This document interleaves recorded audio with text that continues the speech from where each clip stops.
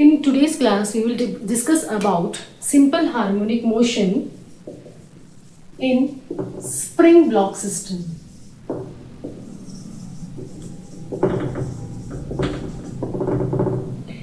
Suppose this is a spring of natural length L.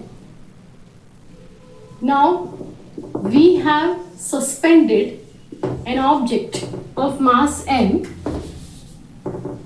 When we are suspending any object to it, it will come down and come in any equilibrium position because the total force acting in upward direction and downward direction are balancing each other. यानी कि ये एक equilibrium condition आ जाती है.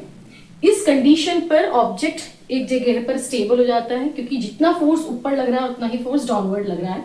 Suppose आपने इसको displace करा y, तो इस केस में जो स्प्रिंग रिस्टोरिंग फोर्स था वो था -k इंटू वाई, और ये एक रिस्टोरिंग फोर्स है क्योंकि जो कि डिस्प्लेसमेंट के प्रोपोर्शनल होता है. दूसरा mg. अगर मैं इस साइन को कंसीडर ना करूं, ये मान लूं कि ये अपवर्ड डायरेक्शन में है और ये डाउनवर्ड डायरेक्शन में है, तो ये कह सकते हैं कि mg is equals to k into y, और ये है इक्विलिब्रियम कंडीशन. अब अगर इस स्टेज पर यहां पर जहां मेरा ऑब्जेक्ट इक्विलिब्रियम कंडीशन में है, यानी कि ये बिल्कुल स्टेबल है, कहीं ऊपर नीचे नहीं जा रहा है, अभी एसएचएम नहीं हुआ है. अब मैं इस पार्टिकल को x डिस्टेंस पर, x डिस्टेंस कहां से है? इक्विलिब्रियम पोजीशन से x डिस्टेंस है.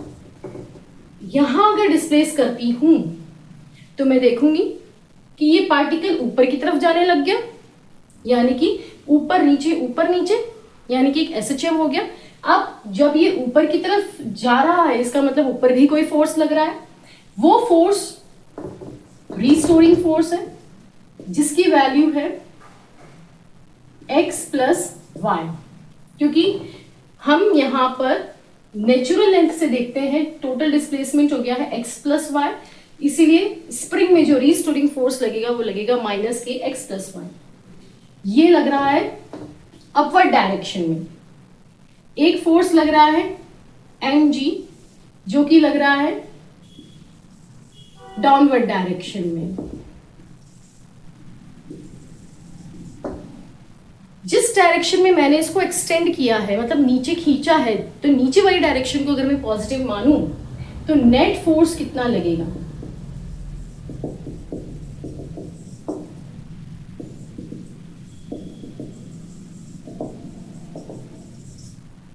mg minus kx minus ky.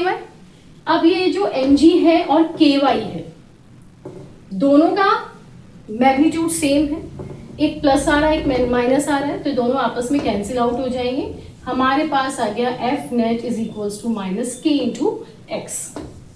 तो ये जो इक्वेशन आई है, ये तो वही इक्वेशन आ गई जो कि एसएचएम की इक्वेशन होती है.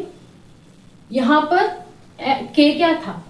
k था स्प्रिंग कांस्टेंट.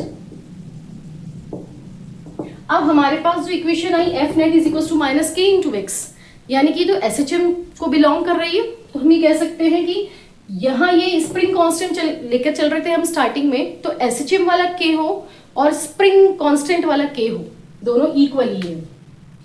और इसी इक्वेशन को मैं ऐसे लिख सकती हूं,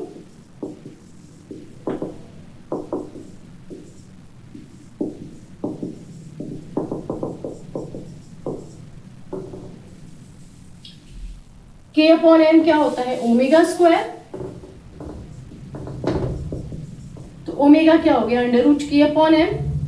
ओमेगा होता है 2 पाई बाई t, तो t क्या हो गया?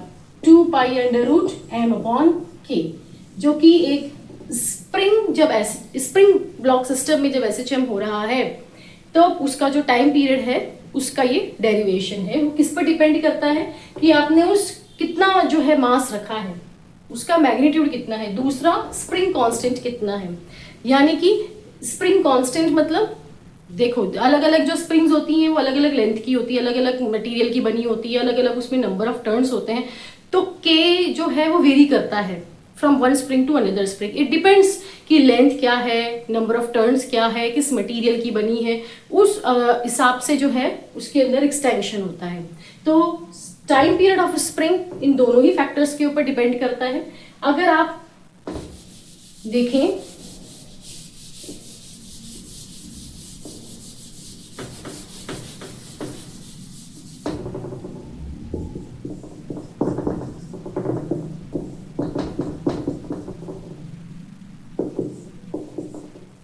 यानी कि अगर मास बढ़ेगा तो ऑब्वियसली टाइम पीरियड भी बढ़ेगा।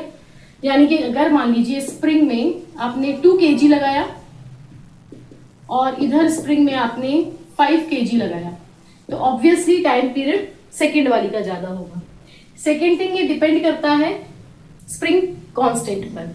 ये के जनरली लेंथ के, स्प्रिंग की लेंथ के इनवर्सली प्रोपोर्शनल होता है। थर्ड जो है point, it not depends on acceleration due to gravity. कहीं भी फॉर्मूले में एक्सेलरेशन ड्यू टू ग्रेविटी नहीं है, यानी कि ग्रेविटी के ऊपर डिपेंड नहीं करेगा। यानी अगर आप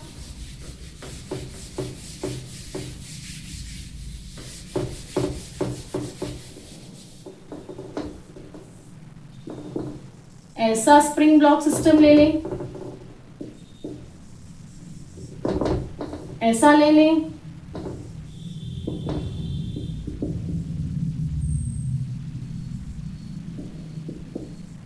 या ऐसा ले लें, तीनों अगर सेम मास है, सेम स्प्रिंग है, अब आप कैसे भी इसको रख लीजिए, तीनों का ही जो टाइम पीरियड है वो सेम आएगा, because it not depends on the acceleration due to gravity.